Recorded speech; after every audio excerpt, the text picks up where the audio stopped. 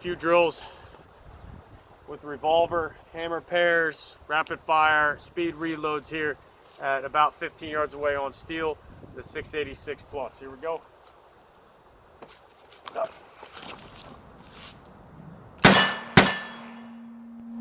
Okay, right now I'm running wood grips on the 686 plus. It's very, very comfortable in the hand. It absorbs that recoil even though it's got a exposed back strap. And I'm running from concealment here with all these layers on too. Here we go. Hammer pair again. Okay.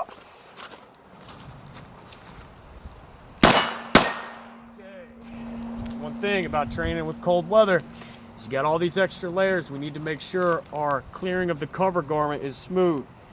So essentially I only want one layer covering that gun. The rest of them tuck underneath. In this case, with this holster. All right, should have 3 rounds left. I'm gonna fire those quickly.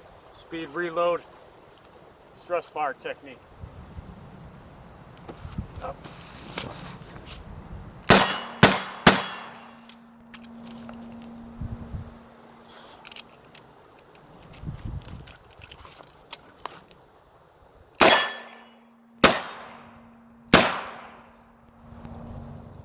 All right. Okay, got to practice one-handed as well. So I have 4 rounds, perfect. We're gonna go 2 left and 2 right from the draw.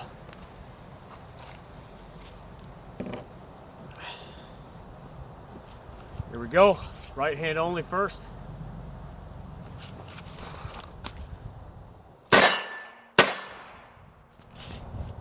Okay, now left hand only. Always looks like a monkey having a meaningful relationship with a football. All right, here we go.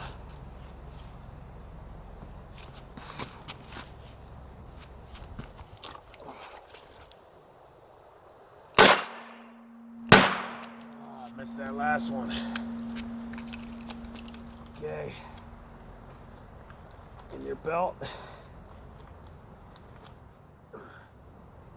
All I got is a speed strip. Strip those off 2 at a time. This is hard to do without looking.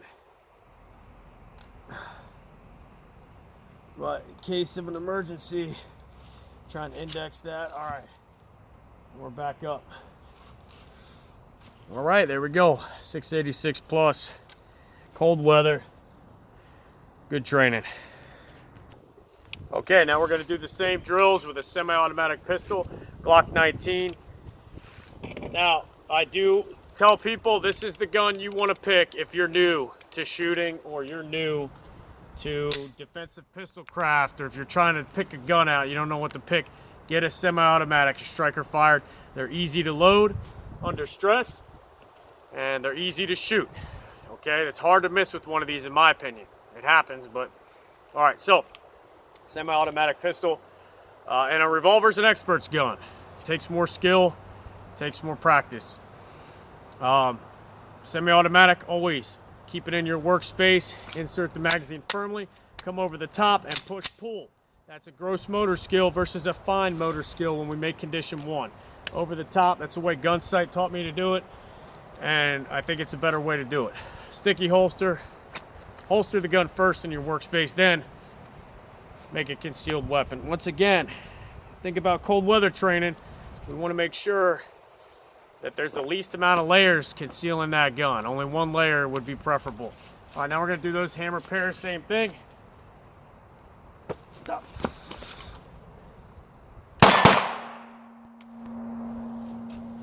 All right. Reholster in your workspace.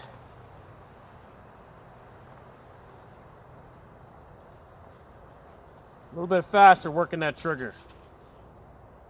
Stop.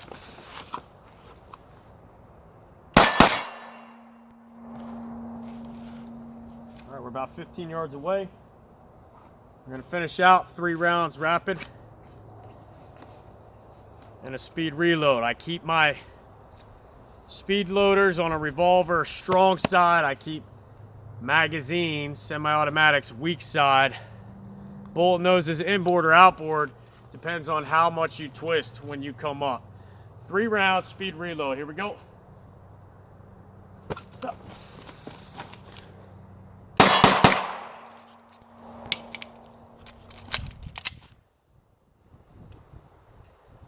Okay.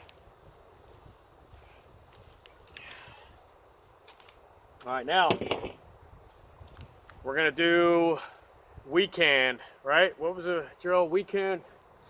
What did I do with that one? 2, 4. Okay, so we're gonna do 2 shots weak hand, 2 shots strong hand. And I think I was supposed to fire 3 there, so we'll do that here in a second.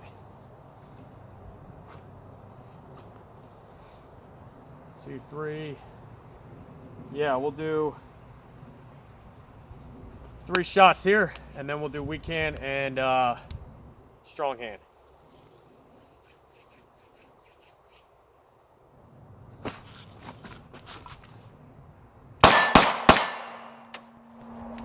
Okay, now 2 shots strong hand, 2 shots, weak hand. Even your mouth loses its fine motor skills on a winter day. Here we go, strong hand. Wow, that sucked. Let's see if we do any better weak hand. I'm rushing my shots here. Weak hand.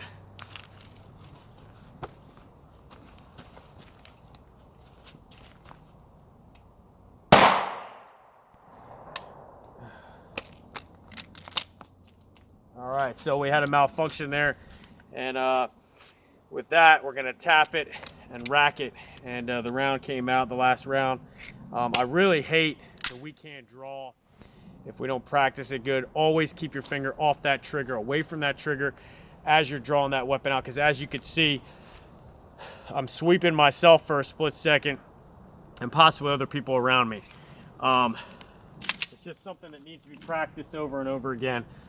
With a striker fired gun, no safety, especially keep your finger away from that trigger all the time when we draw, only when we're on target, when we clear the holster. So I'm going to practice that weak hand draw one more time here.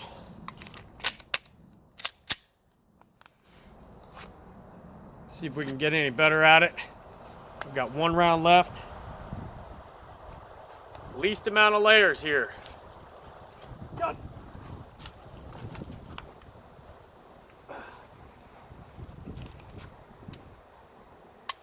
Yeah, so failure to fire there. Click instead of a bang. We're gonna tap and rack. And this round is no good. So we're gonna get rid of that. Looks like we had a failure to fire. So I can't tell you how many times I see, I'm gonna throw that in the woods. I can't tell you how many times I see malfunctions with semi-automatics that come through my class. It happens. So practice your malfunctions clearance. The way that I teach it, I don't think I have a lot of time to do this, but if you have a click instead of a bang, we're gonna tap, roll, and rack, all right?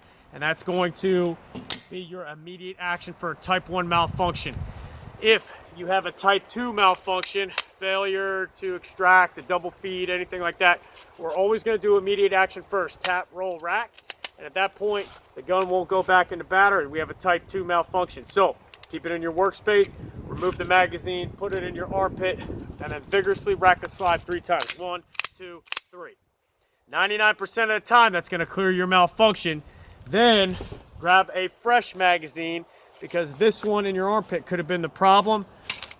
Insert and make condition 1. All right, of course, if that's your only magazine, you got to go back to it. But as a revolver shooter, that's what I like to carry. I got to practice my speed reloads constantly. Semi-automatic shooters, speed reloads, but also your malfunctions clearance. All right, guys.